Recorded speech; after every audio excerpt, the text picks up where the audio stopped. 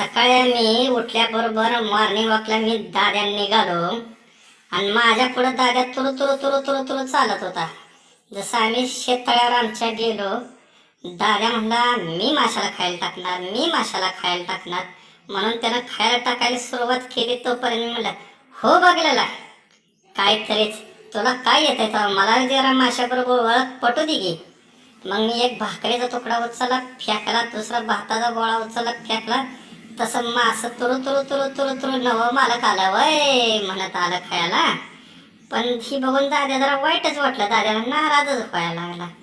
मग मी म्हटलं येऊ दे मास म्हणून गोळ्या मागा गोळ टाकत राहिलो.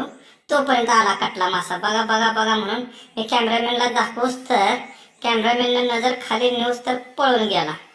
तोपर्यंत तिकडून चिलापी आली. मी खाते की म्हणत, पण कॅमेरामॅनच्या फोकसनं काय एवढं कवर केलं नाही. आणि आले आले आले आले बघा त्या भाकऱ्या तुकड्याला दचका मारून चिलापी निघून गेली. निघून गेल्यानंतर आता काय करायचं म्हणत आम्ही विचार करत होतो. आता मासं तर काय गावत नाही, तर मस आहे तर भरपूर चिलापीन कटला, पण गावायचं कधी कधी नव्हते. आल्यावर खायला टाकल्यावर गावत्यात वय. बघा आमच्या बोरचं पाणी कसं वाहतंय आणि तळ कसं गच्च भरलंय.